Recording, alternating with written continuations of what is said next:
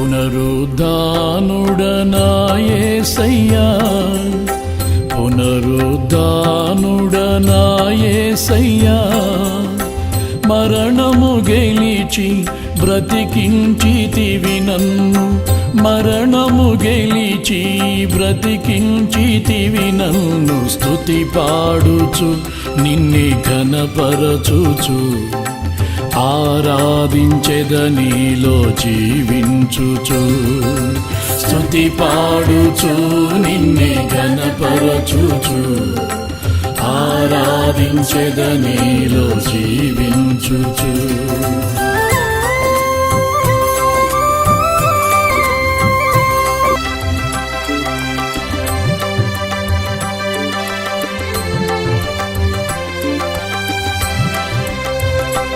నీ కృప చేతనే నాకు.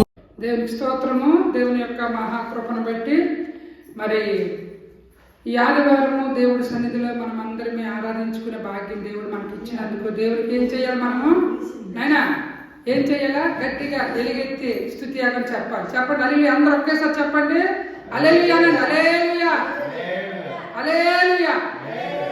దేవుని యొక్క కృప మన పట్ల ఉంది. భయంకరమైన ఈ ఎండల్లోనే మరి దేవుడు కాసి కాపాడి మరి మనం ఎల్లుట్లో వచ్చుట్లో, మరి మేమైతే అంత దూరం నుండి ఎల్లుట్లో వచ్చుట్లో, మీరు ఇక్కడ నుండి ఎక్కడ కాదు, మీకు దూరమే, 1 కిలోమీటర్ దూరం ఉంటుంది.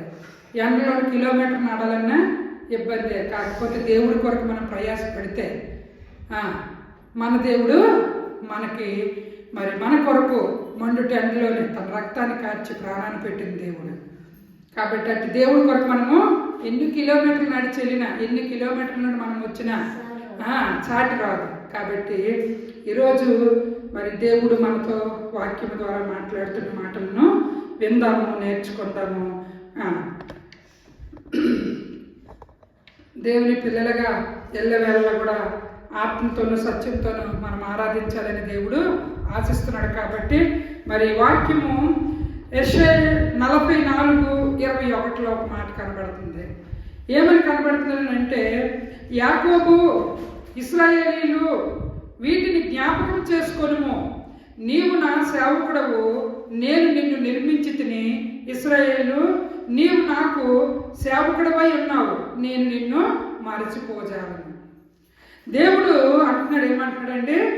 యాకోబు ఇశ్రాయేలీలు వీటిని జ్ఞాపకం చేసుకును, నీవు నా సేవకుడు అని జ్ఞాపకం చేసుకోసమా. ఏవేవో లోకంలో ఉన్న ప్రజలు దేవుడు పరిచర్య చేస్తూ సేవ చేస్తూ ఏవేవో జ్ఞాపకాలు చేసుకొని బ్రతుకుతూ ఉన్న టైంలోని మరి దేవుడు సేవకులకి ఒక మాట తెలియపరుస్తున్నాడు. మనం ఏవేవో జ్ఞాపకాలు చేసుకుని బ్రతకడం కాదు, దేవుణ్ణి మనం జ్ఞాపకం చేసుకుని బ్రతకాలని దేవుడు ఖచ్చితంగా మాట్లాడుతున్నాడు. ఎవరితో మాట్లాడాడు?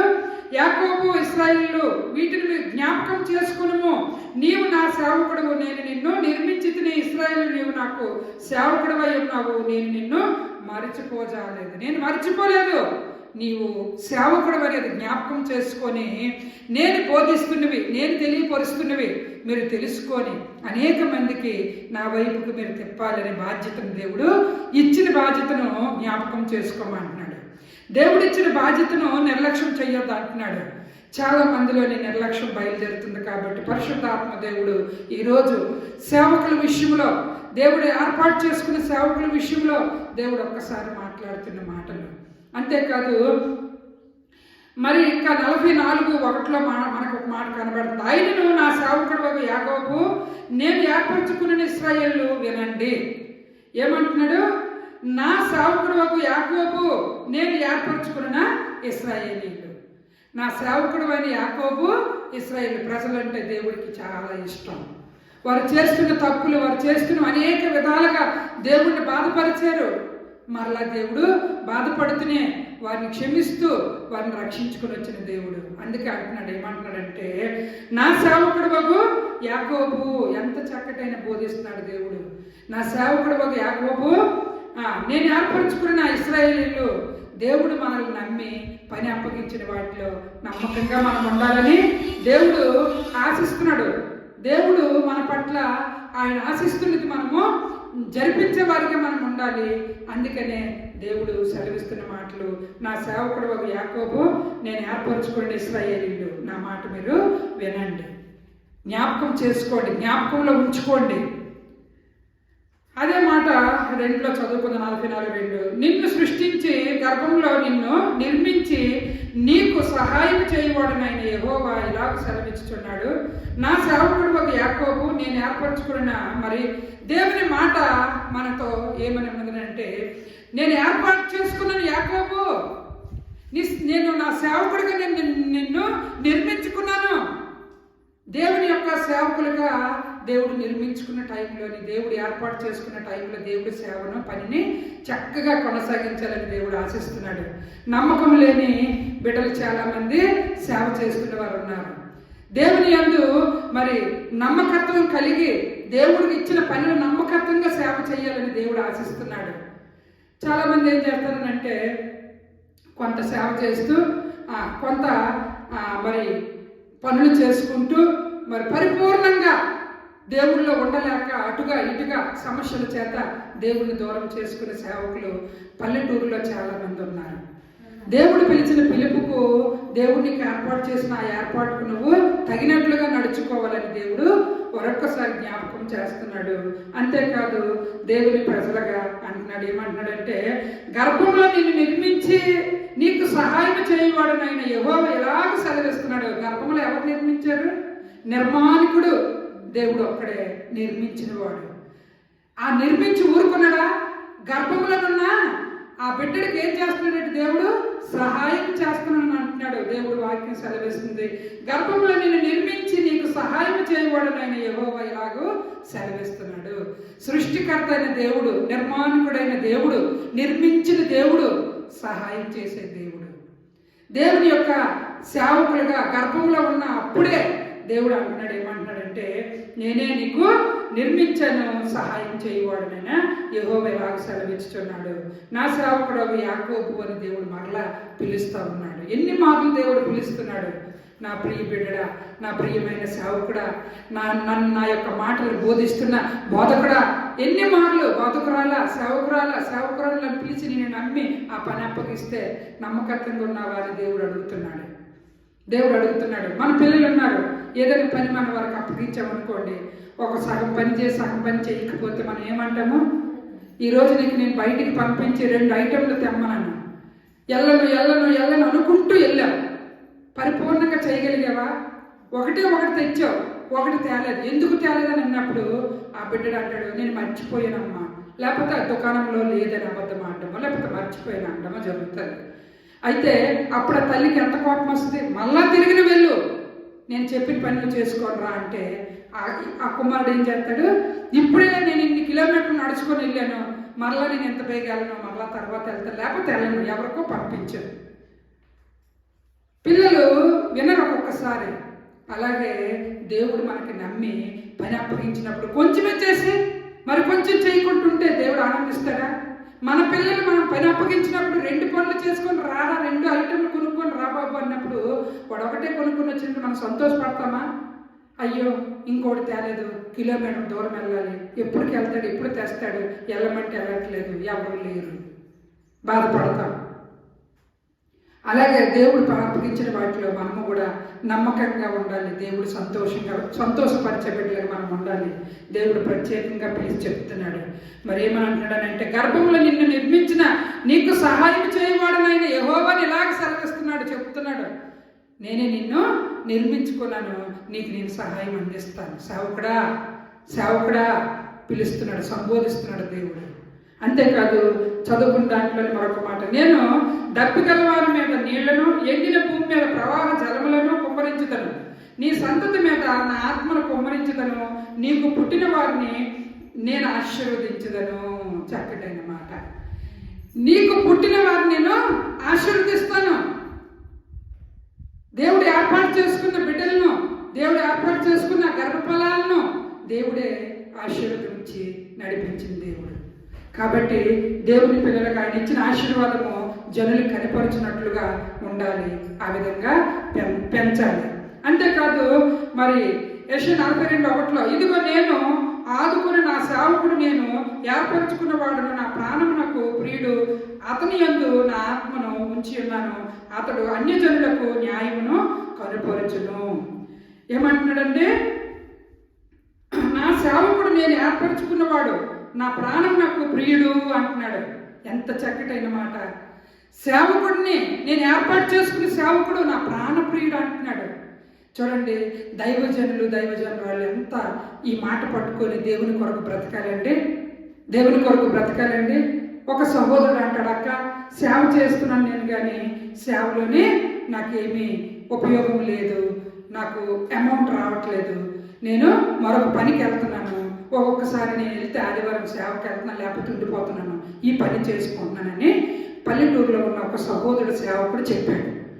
అలాగే 2-3 సేవకుల దగ్గర విన్నాను నేను. అయితే మరి నిజమే, దేవుడు పని అప్పగించిన వాటిలోని ఈ మాట విన్న ప్రతి ఒక్క సేవకురాలు ఎలా ఉండాలండి? ఎంత చక్కగా దేవుడు బోధిస్తున్నాడు, ఎంత చక్కగా దేవుడు చెప్తున్నాడు ఈ మాట. ఆయన ప్రియుగా అక్కడ చదువుకున్న దాంట్లో ఏముందండి, నా సేవకుడు నేను ఏర్పరచుకున్నవాడు, నా ప్రాణమునకు ప్రియుడు, అతని యందు నా ఆత్మను ఉంచి ఉన్నాను, అతడు అన్యజనులను న్యాయమును కనుపరుస్తాడు అని ఆశపడుతున్నాడు. అన్య జనాంగం దగ్గర ఒక సేవకుడు అవసరం. దేవుడు ఆ సేవకుడిని ఏర్పాటు చేసుకున్నాడు. కాబట్టి అంటున్నాడు, ఏమంటున్నాడంటే, నా ప్రాణం నాకు ప్రియుడు అని అంటున్నాడు. ఒక సేవకురాలు దేవునికి ఎవరండి? ప్రాణప్రియులని వాక్యం సెలవిస్తుంది. ఆ ప్రాణప్రియులు దేవుడు ఇచ్చిన పనులు నమ్మకంగా ఉండాలని దేవుడు ఆశపడుతున్నాడు. కాబట్టి సేవకుల విషయంలోని ఎవ్వరు మరి వాక్యం చదువుతున్న వారి, వాక్యం వింటున్న వారు కూడా మరి గొప్ప ఆనందించాలి. దేవుడే మనతో అంటున్న మాట, నా ప్రాణప్రియుడుగా, నా ప్రాణము నాకు ప్రియుడు, అతని యందు నా ఆత్మను ఉంచి ఉన్నాను అంటున్నాడు. దేవుని ఆత్మట ఉంచినప్పుడు నువ్వు ఈ లోకంలో ఉన్న వాటిని వెతకటం కాదు, దేవుడు ఇచ్చిన పనులను నమ్మకంగా ఉండాలని దేవుడు మాట్లాడుతున్నాడు. అది సౌండ్ వస్తుంది, తీసినాను, తీసి. కాబట్టి దేవుని పిల్లలుగా దేవుడు ఆశిస్తున్నది, దేవుడు ఆనందిస్తున్నది ఒకటే, ఆయన ఆశపడుతున్నది ఒకటే. ఇదిగో నేను ఆదుకునే దేవుణ్ణి, ఆదరించే దేవుణ్ణు, నా సేవకుడు నేను విడిచిపెట్టిను, నేను ఆదరిస్తాను, ఆదుకుంటాను, నా సేవకుడు నేను విడిచిపెట్టిను అంటున్నాడు దేవుడు.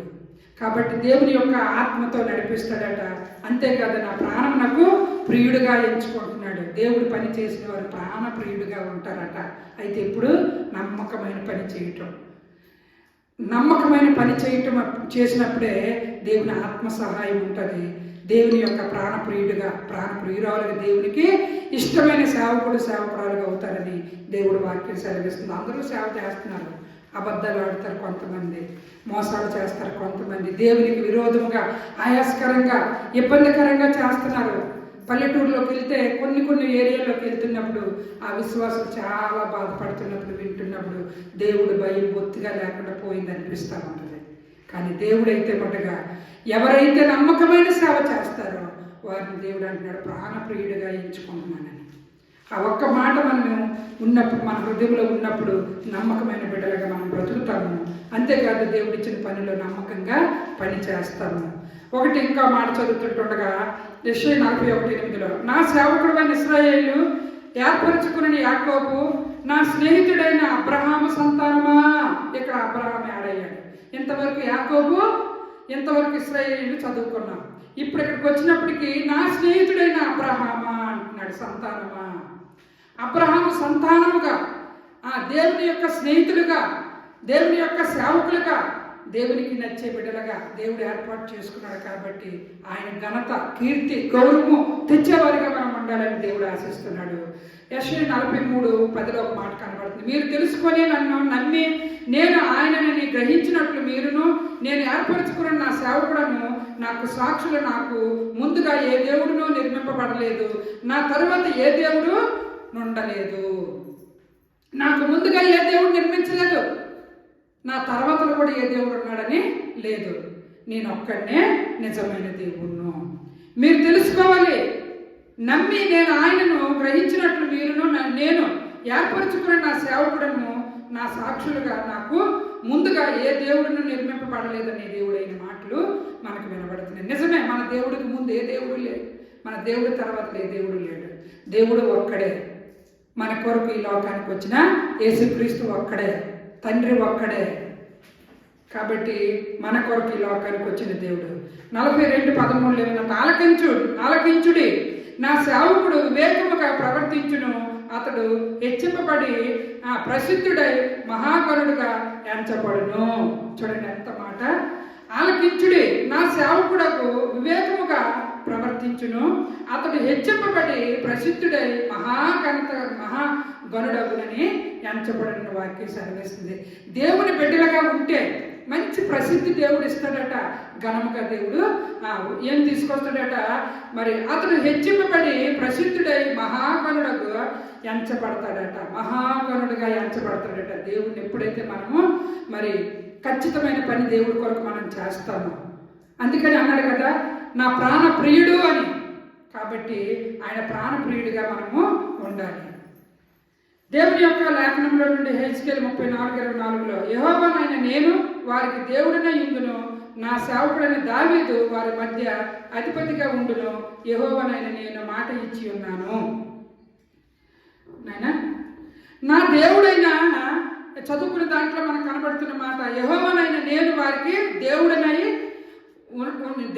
ఉండును, నా సేవకుడైన దావీదు వారి మధ్య అధిపతిగా ఉండును, యెహోవానైన నేను మాట ఇచ్చి ఉన్నాను. దేవుడు మాట ఇచ్చాడు, అధిపతిగా చేశాడు దావీదును. చాలామంది చాలా రకాలుగా దావీదు విషయంలో అనుకున్నారు. పొట్టోడు, ఏమి పనికిమాలోడు, ఆ గొర్రెలు కాసుకుంటున్నాడు మరి అని చాలామంది చాలా రకాలుగా మాట్లాడారు. కానీ దావీదు దగ్గరికి వచ్చినప్పటికీ దేవుడు ఏం చేశాడట, పనికిమాలోడు అన్యాయాన్ని దేవుడు ఏం చేశాడట, యెహోవానైన నేనే వారికి దేవుడినై ఉండును, నా సేవకుడైన దావీదు వారి మధ్య అధిపతిగా ఉండును, యెహోవానైన నేను మాట ఇచ్చి ఉన్నాను. అధిపతిగా చేశాడు, అధికారిగా చేశాడు, రాజరికాన్ని ఇచ్చాడు. మరి గొర్రెలు కాసుకున్న వాడిని మనుషుల్ని కాసేవాడిగా, జనాలను కాసేవాడిగా, జనసంఖ్యలను కాసేవాడిగా, దేవుని యొక్క దైవజనుడిగా, ఒక ఉన్నతమైన అధికారిగా దేవుడు ఏర్పాటు చేసుకున్నాడు. కాబట్టి దేవుని పిల్లలుగా మనం నేర్చుకునే మాటల్లో మరి కొద్ది మాట చదువుకొని ముగించుకుందాం. జకర్యా 3:8 ప్రధాన యాజకుడనైన యెహోషువ నీ ఎదుట కూర్చుండు, నీ సహకారులు సూచనలుగా ఉన్నారు, నీవును వారును నా మాట ఆలకింపవలెను. ఏదనగా చిగురు అను నా సేవకుడిని నేను రప్పింపబోచున్నాను. దేవుని యొక్క కుమారుడు చిగురుగా ఈ లోకానికి మన కొరకు వచ్చాడు, మనల్ని చిగురింప చేశాడు. కాబట్టి చిగురుగా దేవుడు మొద్దులో నుండి చిగురు బయటకు వచ్చినట్లుగా యేసు ప్రభు గారు తండ్రి యొక్క యెహోవా తండ్రి యొక్క కుమారుడుగా ఈ లోకానికి మనందరి కొరకు మనకి వెలుగివ్వడానికి, మనకి నిత్య జీవంకు నడిపించడానికి చిగురుగా ఈ లోకానికి దేవుడు మన కొరకు వచ్చాడు. దేవుని ప్రజలుగా మనము అనేకమైన స్థలాల్లోని, పారిపోయిన స్థలాల్లోని చిగురునిచ్చే ఒక బోధకుడుగా, ఒక సేవకుడుగా, ఒక సేవకురాలుగా మరి చాలా ఏరియాల్లోని చాలా మందిలో భక్తి ఏమైపోయిందమ్మా, చిగురు లేని భక్తులు అయిపోతున్నాయి. కాబట్టి వారి మధ్యలోకి నీవు యేసు ప్రభు గారిని మోసుకు వెళ్ళాలి, నువ్వు చిగురించినట్లుగా చెయ్యాలని దేవుడు ఆశిస్తున్నాడు. అంతేకాదు చదువుకున్న దాంట్లో మరొక మాట ఉంది, ఫిలిప్పులోని 2:7 మనుషులు పోలికగా పుట్టి దాసుని స్వరూపము ధరించుకొని తను తానే రిక్తునిగా చేసుకున్నాడు మన దేవుడు. మనుషుని పోలికగా పుట్టిన దేవుడు దాసుని స్వరూపాన్ని ధరించుకొని తను తానే రిక్తునిగా చేసుకున్నాడు, మన కొరకే తన ప్రాణాన్ని పెట్టాడు. అటువంటి దేవుడు మనుష్యుల పోలికగా పుట్టాడు. అందుకనే మరి దేవుని బిడ్డలుగా మనము కూడా మనుషులమై ఉన్నాము. మన మధ్యలో ఆయన మనుష్య అవతారముగా లోకానికి వచ్చి మనల్ని కూడా దేవుడే బాగు చేసి బలపరిచి స్వస్థపరిచి మన మధ్యలో ఉండి మనల్ని బలపరుస్తూ దైవికములో నడిపించిన దేవుడు మన కొరకు ఈ లోకానికి వచ్చిన దేవుడు. కాబట్టి దేవుడిని మనము ఏం చేయాలంటే మనసారా పాడి స్తుతించి దేవుడు మనం గణపరిచి ఆయన గురించి అనేకమైన స్థలాల దగ్గర చెప్పి నమ్మకమైన పని మనం చేస్తే చాలు. అంతేకాదు ఫిలిప్పులోని 2:8 ఏమిటంటే మరియు ఆయన ఆకారమందు మనుషుడిగా కనబడి మరణం పొందినంతగా, అనగా శిలువ మరణం పొందినంతగా విధేయతను చూపిన వాడై తాను తగ్గించుకొనెను. చక్కటైన మాట అండి. దేవుడు తగ్గించుకున్నాడు. ఈ రోజుల్లో మనుషుల్లో దైవజనురాల్లో తగ్గింపు అనేది లేదు. తగ్గింపు అనేది లేకపోయినప్పుడు దేవుడు నా ప్రియ కుమారుడు అని మనం చదువుకున్న దాంట్లో ఏమని కనబడిందంటే, ఫస్ట్ మనం చదువుకున్న దాంట్లోనే నా ప్రాణ ప్రియుడు అతని యందు నా ఆత్మ ఉంచి ఉన్నాను. తగ్గింపు లేకపోతే దేవుని ఆత్మ ఉంటుందా? దేవుని ఆత్మ ఉండాలంటే తగ్గింపు అనేది ఉండాలి. ఒక దైవ సేవకుడికైనా, దైవ సేవకురాలకైనా, ఒక విశ్వాసులకైనా తగ్గింపు అనేది కావాలి. ఎందుకంటే మన దేవుడు తన్ను తాను వ్యక్తినిగా చేసుకున్న దేవుడు. మరి ఆయన తగ్గించుకొని నీ కొరకు నా కొరకు మనిషి పోలికగా పుట్టి దాసుల స్వరూపం ధరించుకొని తన్ను తానే వ్యక్తినిగా చేసుకున్న దేవుడు ఎంత తగ్గించుకున్నాడు. మరి మనం ఎందుకు తగ్గించుకోలేకపోతున్నాం? మాటకి మాట సమాధానం. ఎప్పుడువో పాత మాటలు కూడా బాధపరుస్తూ ఎదుటి వారి పట్ల బాధపరిచే మాటలు వెల్లడపరుస్తున్నాం. అదంతా దేవుడు చూస్తున్నాడు కదా. ఏది మరి నీ తగ్గింపు జీవితం దేవుడు అడగడా? నువ్వు ఎంత తగ్గించుకుంటే దేవుడు నీకు అంత ఆత్మ జ్ఞానం ఇచ్చి నడిపిస్తాడు. దేవుని ఆత్మ అందుకే చదువుకున్న దాంట్లో ఏముంది, మరి నా యొక్క ప్రియ కుమారుడు నా ఆత్మ ఈయనందు ఉంచాను అన్నాడు. ప్రియ కుమార్తెగా, ప్రియ కుమారుడిగా దేవుని ఆత్మ ఉన్నవారిగా ఉంటున్నారా? అలా కనిపిస్తున్నారు దేవునికి అని దేవుడు అడుగుతున్నాడు. దురాత్మ పడితే దేవుని ఆత్మ ఉండదు. దేవుని ఆత్మ ఉంటే తగ్గింపు జీవితం అనేది ఉంటుంది. ఎంతవరకు వెలివేసినా, ఎంతవరకు అసహించుకున్నా, ఎంతవరకు రావద్దన్నా, ఎంత అసహ్యంగా ముఖం పెట్టినా నిన్ను చూసినప్పుడు చాలామందికి నచ్చకపోతే ఎలా పెడతారండి ముఖం? ఏటి ఇలాగొచ్చారు, ఏటి మాకు వెళ్తా మాకేంటి, మాకున్నవారే మాకు చాలు, వెళ్తా మాకేటని ఎలాగా వికృత రూపంగా ముఖం పెట్టడం, అసహ్యంగా ముఖం పెట్టడం. ఆ ముఖం చూసి, ఆ మాటలు చూసి వచ్చిన వారు కూడా రాకుండా వెనక్కి వెళ్ళిపోతారు. అది దేవుని ఆత్మ. దురాత్మ అనేది దైవజనులు అనేది గ్రహింపు కలిగిన వారిగా ఉండాలి. కాబట్టి పరిశుద్ధాత్మ దేవుడు తెలియపరుస్తుంది. నువ్వెంత తగ్గించుకుంటావో దేవుడి కార్యాలు అంత చూస్తావు. దేవుని ఆత్మ అంతా నడిపిస్తుందని హెచ్చరిక దేవుడు చేస్తున్నాడు. చాలా మందిలో అది లేదు. నేను దైవజనురాలని, నేను దైవజనుడని హెచ్చింపులకు వెళ్ళిపోబట్టే దేవుని ఆత్మ కార్యాలను ఆగిపోతున్నాయి. కాబట్టి దేవుని ప్రజలుగా దేవుడు నేర్పిస్తుంది, నాయనా యాకోబు నా సేవకుడైనా ఇశ్రాయేలు, నా సేవకుడైనా యాకోబు, నేను ఏర్పాటు చేసుకుని ఇశ్రాయేలీలు అని దేవుడు పిలుస్తున్నాడు. ఆ పిలుపుకైనా నువ్వు తగినట్టు ఉంటున్నావా అని దేవుడు ఆత్మ అడుగుతుంది. కాబట్టి దేవుని ఆత్మను మనం పొందుకొని, దేవుని యొక్క సహాయం పొందుకొని మనం నడవాలి. అనేకమైన స్థలాల్లో మన దేవుని చిగురిని అక్కడ చిగురింపు చేసేటట్లుగా ఉండాలి. కానీ మూడు బారిపోయినది మూడుగా ఉంచకూడదు. మూడు బారిపోయిన వాటిలో నుండి చిగురు పుట్టించినట్లుగా చేయాలంటే నేను దైవజనురాలు అందరూ కూడా విశ్వాసులు ఆత్మతో నడిపింపబడాలి. దురాత్మను దూరపరిస్తేనే దేవుని ఆత్మ మనలోకి వస్తుంది. దురాత్మ ఏం తీసుకొస్తుంది? గర్వము, అసూయ, అహంకారము, లేనిపోయిన మాటలు చెబుతున్నవన్నీ విని మంచి వారి మీద కూడా చెడ్డ అభిప్రాయాలు తీసుకొస్తున్నవి దేవుని యొక్క ఆత్మ కాదండి, దురాత్మ. ఆ దురాత్మను బట్టి నువ్వేం మాట్లాడుతున్నావో నీకే తెలియదు. దేవుడు ఆత్మ దుఃఖపడుతుంది సుమా. దేవుడు ఆత్మ అంటుంది, ఏమంటుంది? నా ప్రాణప్రియుడైన సేవకురాంటులారా, నా ప్రియుడుగా ఎంచుకున్నాడు దేవుడు. దేవుని యొక్క ప్రియురాలుగా ఉంటున్నావా? అయితే దేవుని ఆత్మ నీలో నడిపింపబడుతుందా? అయితే దేవుడు అంటున్నాడు, ఏమంటున్నాడు? తను మనుషుని పోలికగా పుట్టి దాసుని స్వరూపాన్ని ధరించుకుని తన్ను తానే వ్యక్తినిగా చేసుకున్న దేవుడు, తగ్గించుకుని వచ్చిన దేవుడు.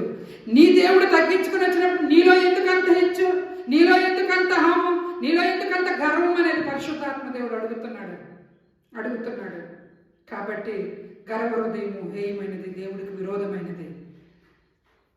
లేనిపోయినవి, ఇబ్బందికరమైనవి, బాధపరిచే మాట్లాడి ఎవరి హృదయాలు కూడా మనం దోచుకోలేము. వారి పట్ల నీకు బాధ కలిగినా వారి పట్ల నువ్వు ఏం చెయ్యాలా? మంచి మనసుతో సహాయం చెయ్యాలా. నీ దగ్గరికి వచ్చి సహాయం అడుగుతున్నారని అంటే దేవుని ఆత్మ నీ దగ్గర ఉందని సహాయానికి వచ్చినప్పుడు నువ్వేం చేస్తున్నావు? దేవుని ఆత్మ దూరం అయిపోయింది కాబట్టి, దురాత్మ లక్షణాలు నీలో ఉన్నాయి కాబట్టి వారిని గద్దిస్తూ వారిని బాధపరిచే మాట నువ్వు మాట్లాడుతున్నప్పుడు వారు ఇంకా నీలో దేవుని ఆత్మను చూడగలరా? మన పట్ల అనేక విధాలుగా అంటారు, మనల్ని అంతగా బాధపరుస్తారు. అయినా వాటన్నిటిని మనం విడిచిపెట్టి సహించగలిగిన బిడ్డలుగా మనం ఉన్ననాడే దేవుని ఆత్మ బిడ్డలమని పరిశుద్ధాత్మ దేవుడు తెలియపరుస్తున్నాడు ఈ దినము. అంతేకాదు చివరిగా మాట చెప్పుకొని ముగించుకున్న అపోస్తల కార్యం 4:27, 4:27లో మనకు ఒక మాట కనబడుతుంది. ఏవి జరగవలనని నీ హస్తమును నీ సంకల్పమును ముందు నిర్ణయించినో వాటన్నిటినీ చేయుటకు నీవు అభిషేకించిన నీ పరిశుద్ధ సేవకుడైన యేసునకు విరోధముగా హేరోదును పొంతు పిలాతును అన్యజనులతోనూ ఇశ్రాయేలు ప్రజలతో ఈ పట్టణమందు నిజముగా కూడుకొనిరి. ప్రభువా, ఈ సమయమునందు వారు బెదిరింపులు చూచి రోగులను స్వస్థపరచుటకును నీ పరిశుద్ధ సేవకుడైన యేసు నామం ద్వారా సూచక క్రియలను మహత్కార్యములను చేయుటకును నీ చేయి చాచి ఉండగా నీ దాసులు బహు ధైర్యముగా నీ వాక్యమును బోధించినట్లు అనుగ్రహించుము. నీ దేవుని వాక్యము బహుధైర్యంగా బోధించాలని అంటే దేవునికి విరోధమైన వారు ఎవరు? పుట్టినప్పుడు హేరోదు, శిలువ మరణానికి వెళ్ళినప్పుడు ఎవరు? పొంతు పిలాతు. వాటి విషయంలోని మన దేవుడి విషయంలోని వారి ఇరుగురిని కూడా దేవుని యొక్క వాక్యములను మనకు కనబడుతుంది. హేరోదు రాజు పుట్టగానే హతమార్చడానికి చూశాడు. పొంతు పిలాతు పుట్టిన తర్వాత మరి సిలువ వేయడానికి అయినా మరి రాజుగా తప్పని పరిస్థితిగా ఆయనది మనకి ఇక్కడ మాట, ఇద్దరిని కూడా ఇక్కడ మాట మనకు కనబడుతుంది. కాబట్టి ఈ అభిషేకం కలిగిన దేవుడు అట ఏవి జరగవలనో ఏ హస్తమును నీ సంకల్పమును ముందు నిర్ణయించినో వాటిని అన్నిటినీ చేయుటకు నీవు అభిషేకించిన నీ పరిశుద్ధ సేవకుడైన యేసునకు విరోధముగా హేరోదును పొంతు పిలాతును అన్యజనులతో ఇశ్రాయేలు ప్రజలతో ఈ పట్టణమందు నిజంగా కూడుకొనిరి. కాబట్టి దేవుని ప్రజలుగా మనం నేర్చుకోవలసిన మాట, నిజమైన దేవుడు మన కొరకు ఈ లోకానికి వచ్చిన దేవుడిని మనం ఎలా ప్రకటిస్తున్నాం, ఏ మనసుతో మనం ప్రకటిస్తున్నాం? హేరోదు హృదయం నీలో ఉందా? లేకపోతే పొంతు పిలాతు యొక్క ఆలోచనలు నీలో ఉన్నాయా? పరిశుద్ధాత్మ దేవుడు నిన్ను అడుగుతున్నాడు. నిజమైన దేవుణ్ణి మనము, బ్రతికి ఉన్న దేవుణ్ణి మనము మరి మాటల చేత, నీ శాస్త్రుల చేత, నీ క్రియల చేత చంపేస్తున్నాం. నిజంగా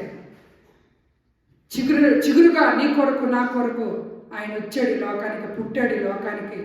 అనేక మందికి మనము ఆయన్ని మరి చూపించేవారిగా నీ క్రియలు నా క్రియలు మన క్రియలు ఉండాలని దేవుడు ఆశిస్తున్నాడు. కాబట్టి మనం చదువుకున్న దాంట్లో ఫస్ట్ చదువుకున్న దాంట్లో ఏం కనబడింది? యాకోబు, ఇశ్రాయేలు వీటిని జ్ఞాపకం చేసుకుని నీవు నా సేవకుడు, నేను నిన్ను నిర్మించుతున్న ఇశ్రాయేలు, నీవు నాకు సేవకుడు అయి ఉన్నావు, నేను నిన్ను మరచిపోజాలేదు. దేవుడు మనల్ని మర్చిపోలేదు. దేవుడు సేవకుడుగా ఏర్పాటు చేసుకున్న ఇశ్రాయేలుగా మనల్ని నిర్మించుకున్నాడు. ఆయన నిర్మించుకున్న ఆ నమ్మకత్వాన్ని మనము నమ్మకత్వంగా మనం పనిచేసినప్పుడు దేవుడు ఆత్మ ఆనందిస్తుంది. కళ్ళు మూసుకుందాం, ప్రార్థన చేసుకుందాం.